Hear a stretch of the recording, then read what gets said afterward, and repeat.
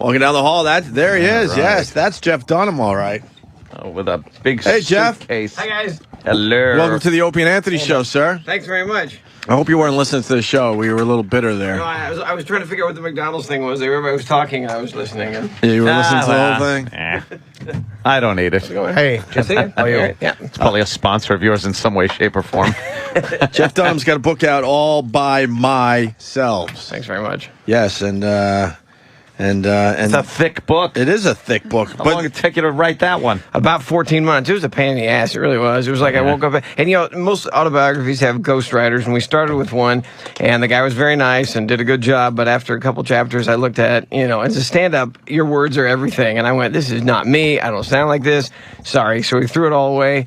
14 months later, it was every morning I'd wake up, or every time I walk off stage, it's like, ah, crap, I got to go write the book. But, yeah, that's like work. Yeah, oh, it is. It's like a never-ending English assignment. And but you know, there's all kinds of stories, and it's 40 years of performing, and lots of ups and lots of downs, and it's all right there. So wait, when did you start performing? When I was 8. Yeah, okay. Because when you said 40 years, I'm like, we're not looking at a 60-year-old man here. There's pictures in here that are cool though, man. It's like from like the late 70s interviews from like 1976, 1975. Yeah, but wait, don't say anything yet. Don't hit the punchline. It shows me sitting on the couch with me. Yeah, exactly. Oh my God! Don't say the punchline yet. It shows me on the couch. I'm 14 years old, sitting on the couch at my parents' house, dummy on my knee. It's a 1976. It's a film camera. That's how old it was, because videotape was only being used in sports and news at that time. And the reporter is a long-haired Bill O'Reilly. That looks nothing like Bill O'Reilly. He looks like Michael Nesmith from the Monkees. Yes, look at that. He does. I can't believe that's Bill O'Reilly. Right. It's a side shot, so you don't really get a good look at his face. But that picture and the accompanying film that took me 14 years to finally get. Are you kidding me? Yeah, it took me 14 years to get it. Why was it so hard to get? It was just because it was the ABC affiliate in Dallas. They what had a hippie. Right, exactly. See, that's the joke. I was 14, living with my parents. They made me get that haircut. Bill had the choice. Bill chose that hair. He looks like Herb Tarlick.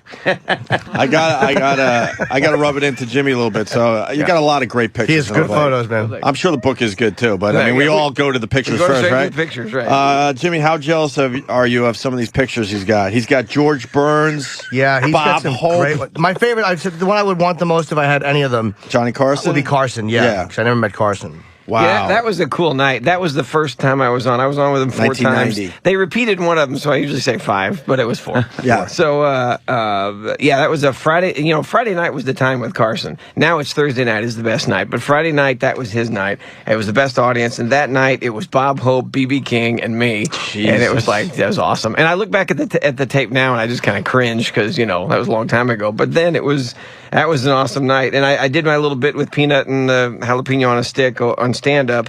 And, you know, you never go to the couch on your first time. And Freddie DeCordova, the producer, had said, just put Walter behind the couch just in case. And he goes, there's no way he'll get over here on the first time, but just in case.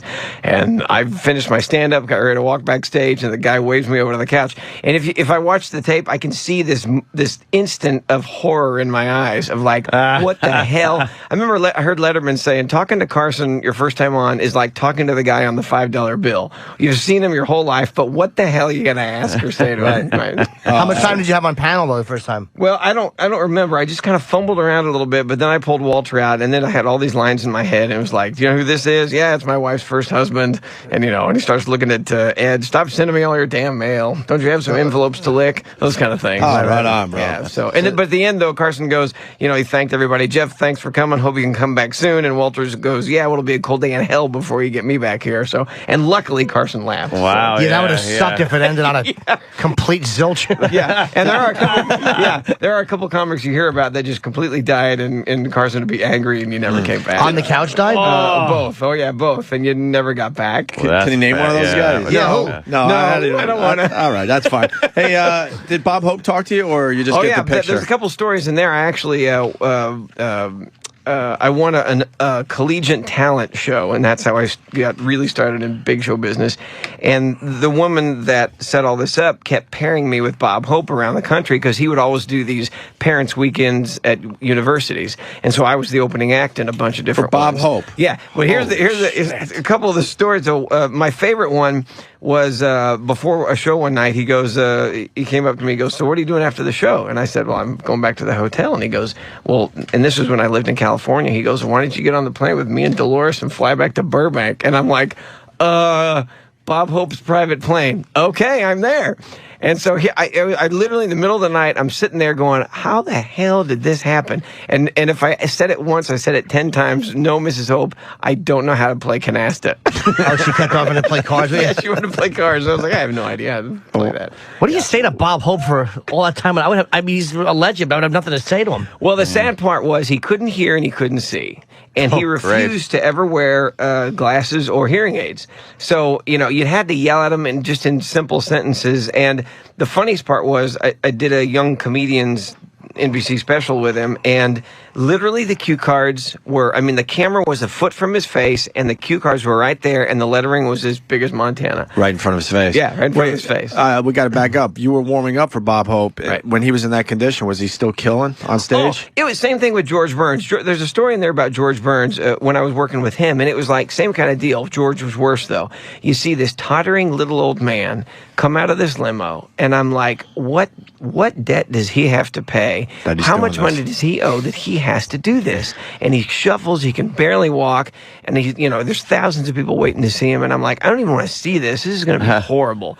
Then the light goes on, the microphone turns on, he grabs his cigar, he goes in the middle of the stage, and it was like somebody hit him with defibrillators. The guy was just like walking around on the stage, telling jokes, and the timing was there, and it was, and then he'd walk off stage, spotlight go off, and there's this little old man. Old-fashioned show business. That's exactly right. But the Bob show Hope must go on, right? Bob Hope was different because he had his conductor, his piano player, and when he'd forget what the next joke was, he'd walk over to the piano player. The piano player would whisper it to him, and they'd walk back to the mic and tell the joke. Wow. Well, Rickles is still sharp. At his age, in his mid-80s, a lot of those guys, right? comedians have a long fucking life. But it looks like George Burns just waited all day to have that 1 hour of energy. Right. Right? Yeah. Just got it together for the hour on stage. And you can see in this picture, that's what the caption was. You can see how excited he is to meet me. He's like, somebody snapped this picture, and he's just like 1984. Yeah, he's like, good God, this guy's like, one more photo. You can't tell what Burns is thinking.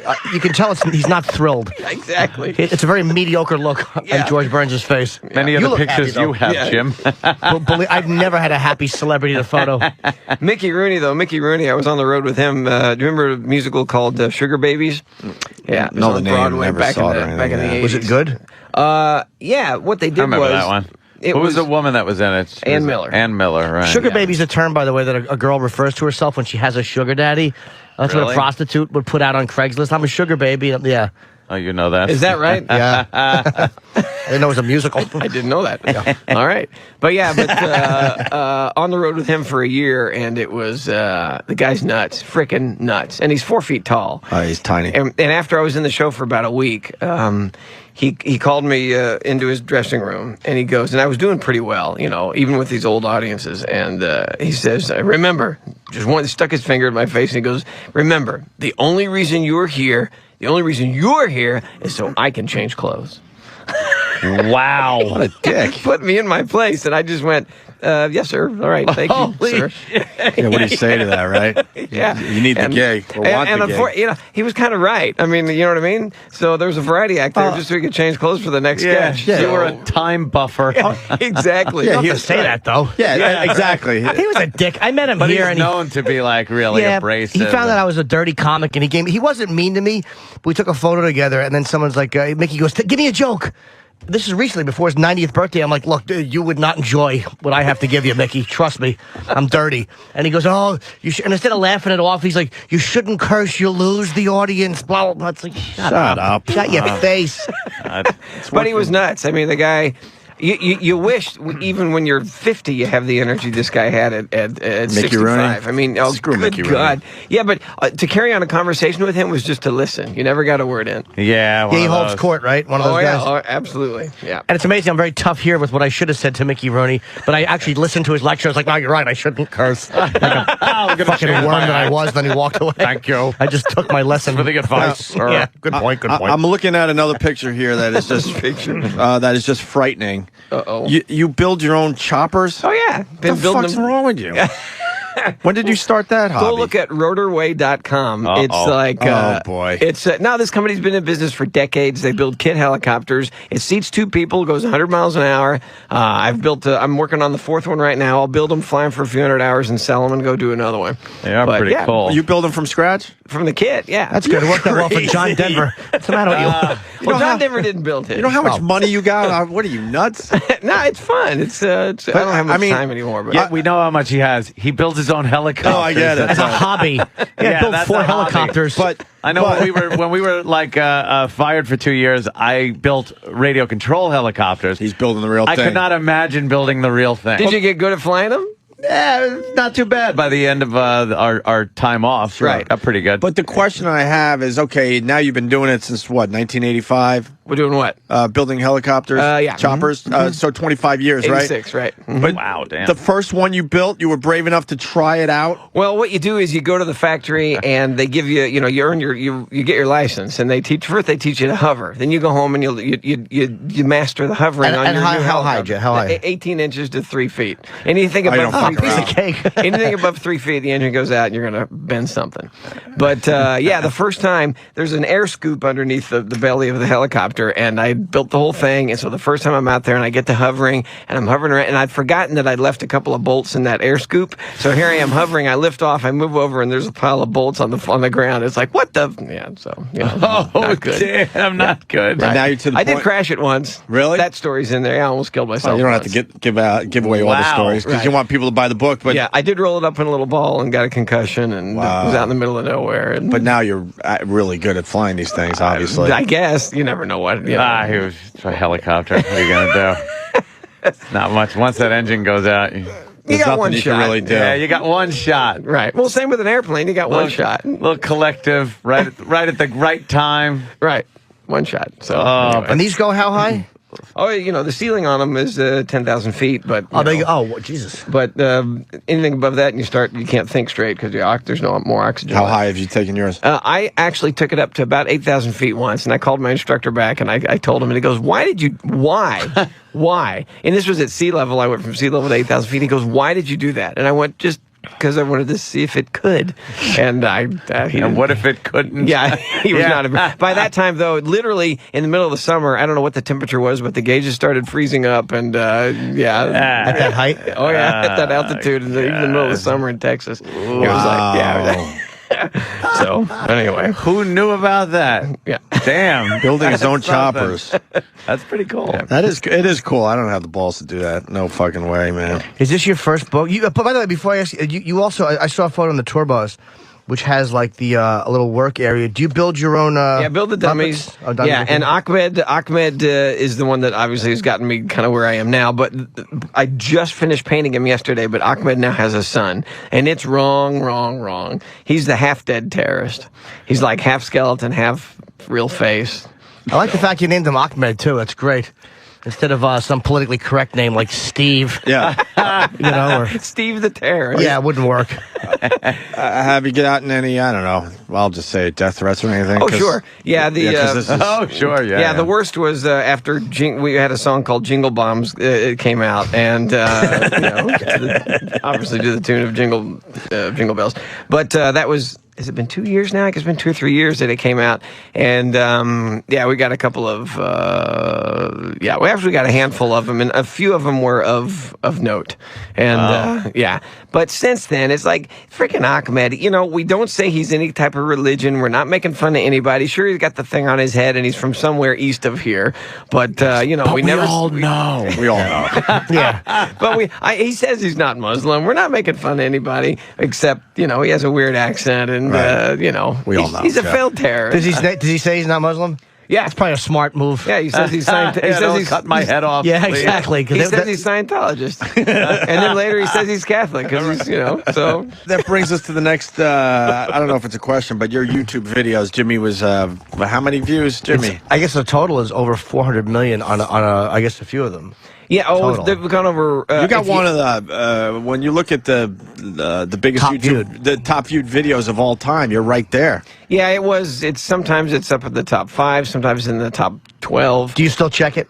You do. Not as much as I used to. But you do. No, because it started We all going check down our a little bit numbers. because Justin Bieber came along and Fuck zoomed to the Justin top, Bieber. and Lady then Gaga. what's the other one? The Lady baby, Gaga. the laughing baby. Oh, and Lady Gaga. Oh, yeah, and Charlie the Bit My laughing Finger. baby. Charlie Bit My Finger. Yeah. Charlie, Bit My Finger. Charlie Bit My Finger deserves to be up there, though. He knows all the top videos. Of course. What, your that top one is video, good. how many views? I don't know. It's like I don't know. But what happens is He people knows. upload these things, and what we were doing is the same thing that networks do. We were policing it, and there was all the DVD stuff, so we would pull them down. We'd get them pulled down. But then when one of them reached 11 or 12 million, I was like, wait a minute, maybe we should be approaching this like the Grateful Dead and embrace it. So we left a few of them up there, and this one, we don't even know who this guy is, posted this thing, and it's gone up to 120 million something or other views. Oh, and my God. I don't know, whatever. That's but unbelievable. yeah, it's nuts. And what's cool is it's a 10-minute video. It's not like 30 seconds or 2 minutes. People just sit there and watch. Yeah, the that's the damn one thing. we've all seen. What did that take? Did that take you 122 like from this size theater to that size theater, or from clubs into theaters? No, that was when the Comedy Central thing came along. We had the first DVD in 06, and that was Arguing with Myself, and that did not have Ahmed. But then we did Spark of Insanity, which had Ahmed, and that came out in the fall of 07. And by the spring of 08, it had just gone frickin' bananas. And we started tracking these things, and it was the Ahmed YouTube video that was going everywhere. And I never thought, there've been a few surprises along the way the last few years, but I never thought beyond the borders of our own country. But we started tracking these things to see where the hits were coming from, and it was mainly our U.S. military all over the world. And then it would spill out into the other countries. And then it was like, and then we would started tracking the Google hits. And the Google hits, it was not only, I was being Googled. The number one country was not the United States, it was South Africa.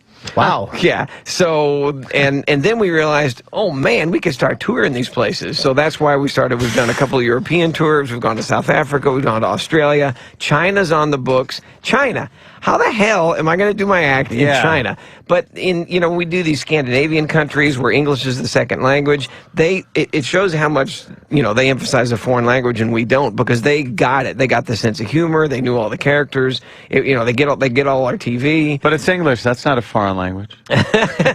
Exactly. That's how we feel here, by the way. Right. So, yeah, fuck it. I know In South this. Africa, that was the one that I was like, man, I'm a little bit worried of this. I'm carrying around a dead terrorist in my suitcase in South Africa. Sure. Is this a good idea?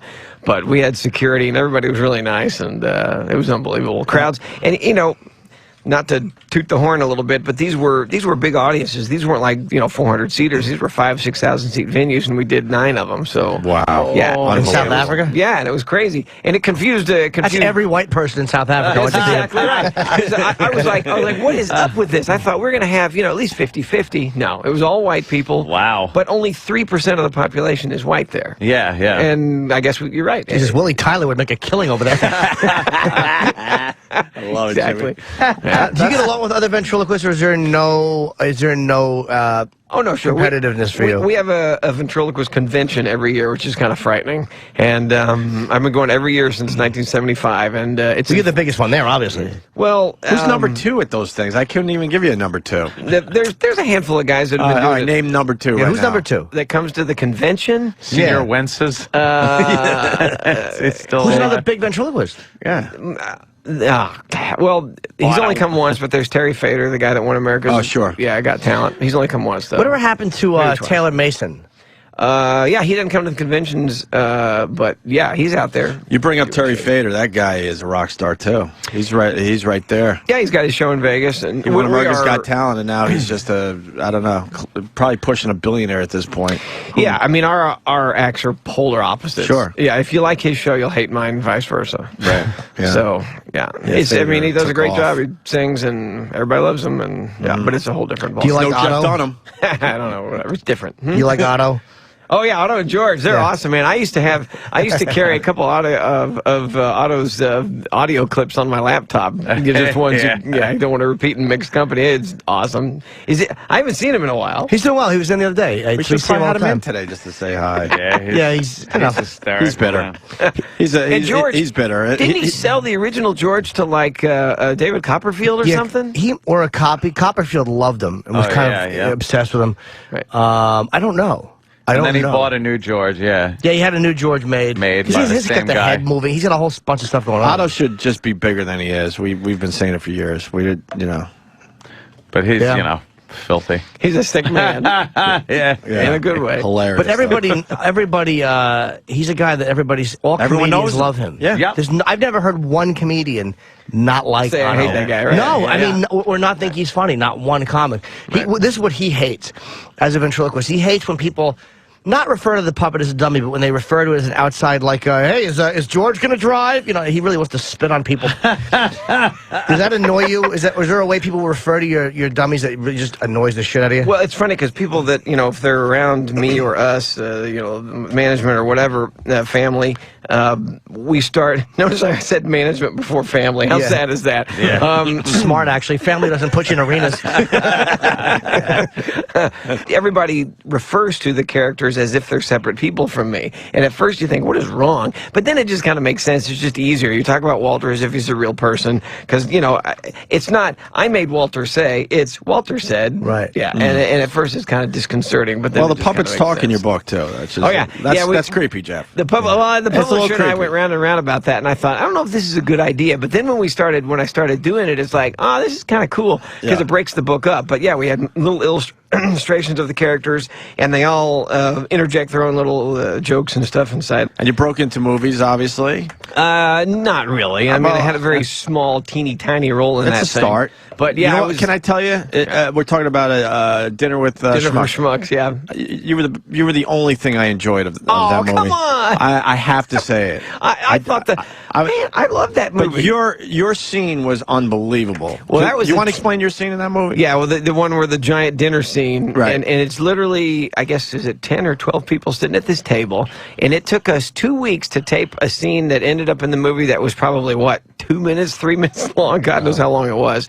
But, yeah, well, I'm sitting there with a dummy at the and by the way, the character, Jay Roach came to me before we started filming. He goes, I want you to be in the movie Dinner for Schmucks. And I go, well, what am I? He goes, you're a schmuck. I'm like, Jay. He goes, no, play yourself. You'll be fine. I'm like, thanks. And then I go, well, what am I? He goes, well, you're a schmuck. You're a ventriloquist. Thank you. But he's in love with his own puppet. Yeah, exactly. But he goes, but don't get to the punchline yet. He goes, I want you to build the dummy for the movie. I said, fine. And he didn't know I was in the middle of a divorce at the time. Honest to God truth. And he goes, I said, well, what's the dummy? He goes, well, it's going to be your wife. And I said, oh, really? And what's her character? He goes, well, she's a whore. She's always drunk and hitting on other men. And I'm like, honest to God, I thought I was being punked. I'm like, well, what's his name's going to, Ashton Kutcher's going to jump out any second and I'm going to be screwed. But yeah, that's what he Did wanted. that make you want to do it or not want to do it? Oh, of course there was that side of me that really made me want to do it. Oh, good. Okay. Absolutely. It worked. But yeah, so the character, and now the character's in the live show,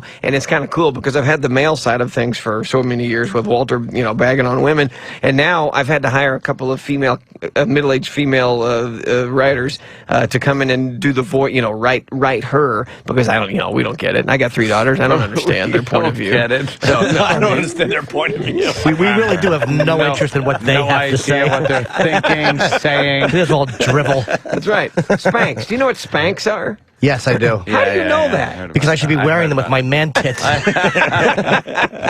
Yeah, well, they wrote a Spanx joke, and I'm like, I just sat down at the meeting, I go, I don't know what Spanx are. You're going to have to explain this to me. Does it kill, though? Oh, yeah, it kills. Oh, yeah. Yeah, women know.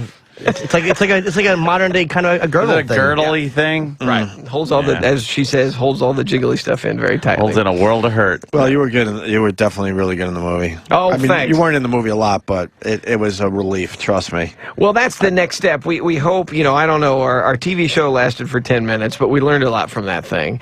And, What was it on? What network? It was on Comedy Central. But we were doing okay in the ratings, and it was leveling out, but the show was double the cost of anything else they had on there, so it started to make no sense. Because if the ratings literally would have had to maintain double anything they had for it to pay for itself. Why did it cost so much if you had the puppets made already? Because Jeff's pay. Jeff's pay, right? Yeah. No, that was a chunk of Probably. it. That was a chunk. No, honestly, it was a huge cut in pay because I wasn't doing the road, and the road pays better than anything. So it's Comedy Central. Come on. So, Exactly. but By the way, I'm nodding my head like a phony. Like, yes, I understand the road pays better than anything. Me and Jeff, 2 guys that make the same amount of money. They really stink. I don't know.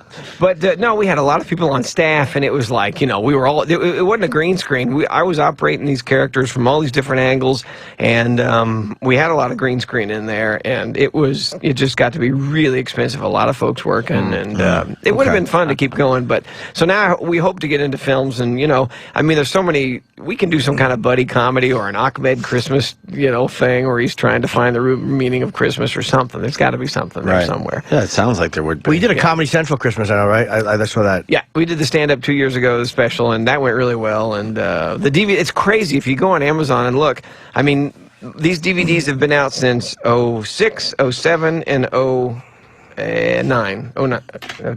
I don't remember when. Christmas was 08, I guess. Yeah, but they're still, when you go to stand-up comedy, they still have been in the top 10 for that long. Wow. Yeah, it's nuts. What a ride. I don't get it. Yeah, I don't get it. I don't get it. Why? I really Why don't you don't. get it? But I don't know, because I mean, You're massively successful, and you yeah, don't I get know, it? but it's just I mean, the fans are everything, and they keep coming out, and you know, I do treat it like a business. Well, what do you think it is? I think it's the fact that I'm, as a stand-up, am able to just. They love the characters and they love the comedy and they love the situation, and it's something completely different. And I've always felt that I'm doing stand-up comedy in dialogue form, and that's the only difference. Most guys are monologists, and I happen to be doing dialogue.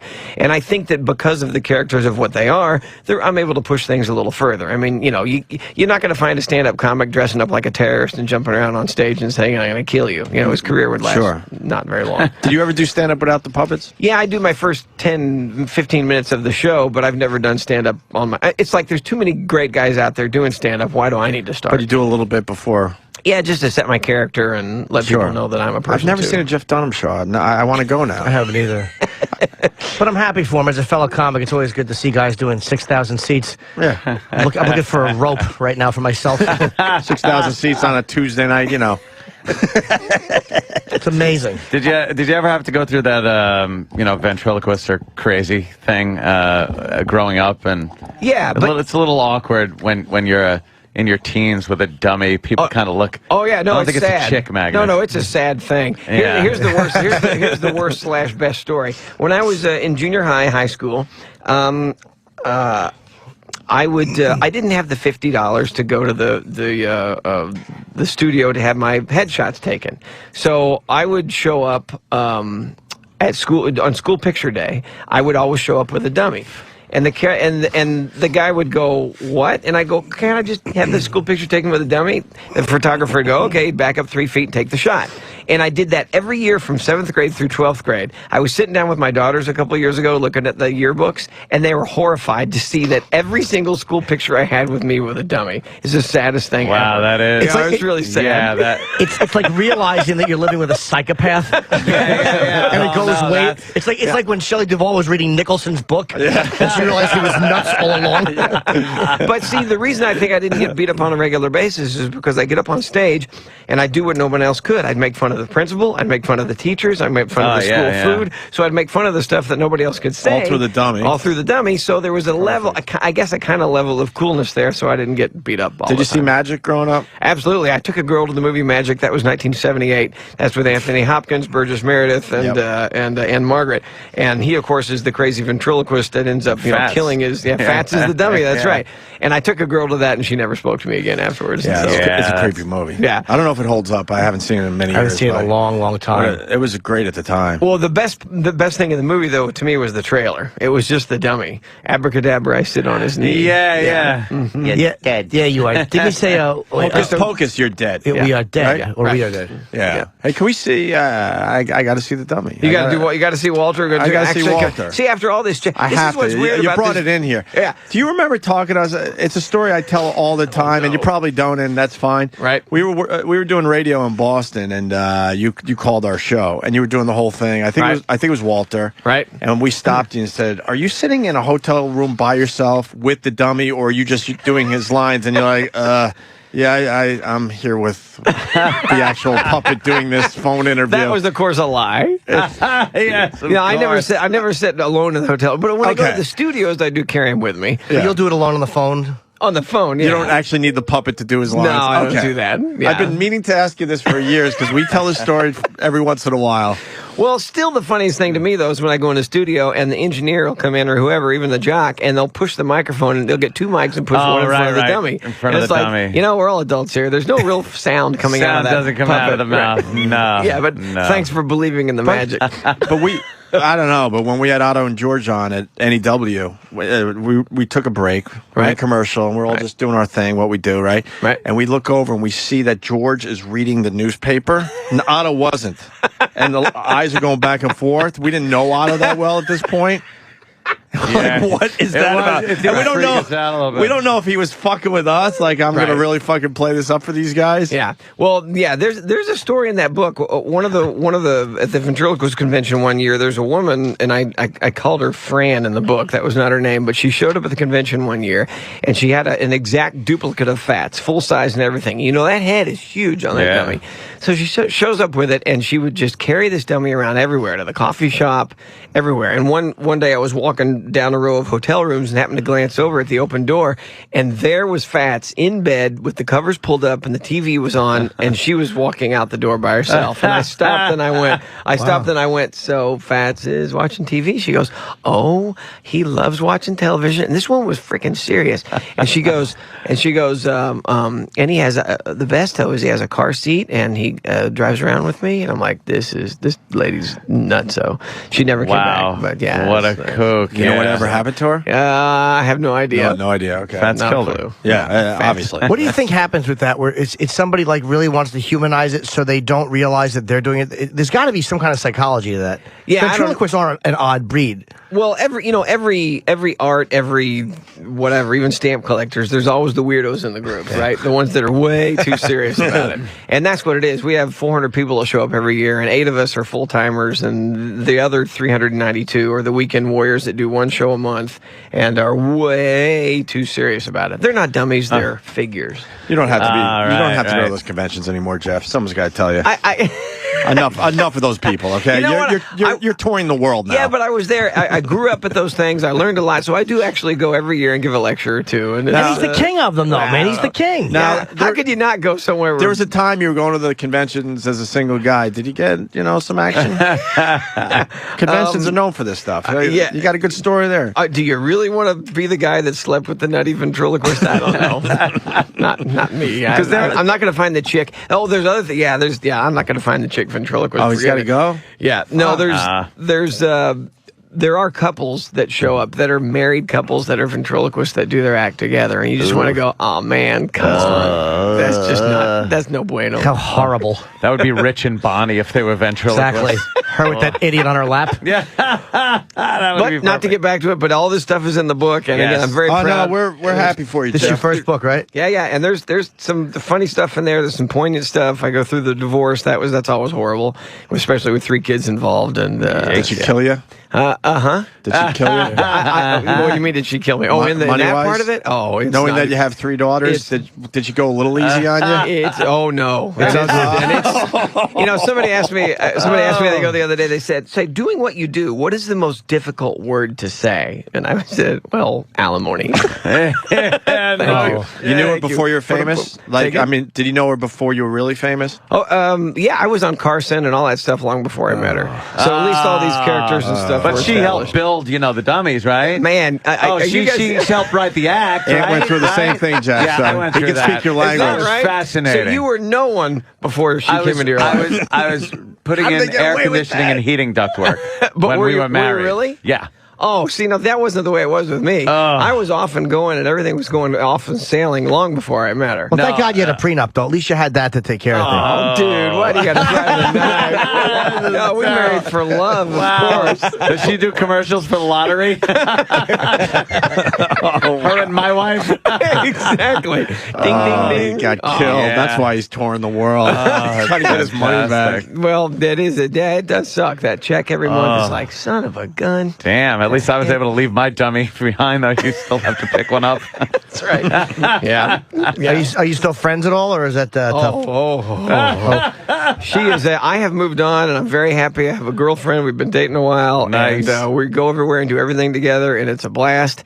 And the other side of things is just, I don't want to say too much. My 3 daughters are still there, but there's a bit of anger there. Some people have a tougher time moving on.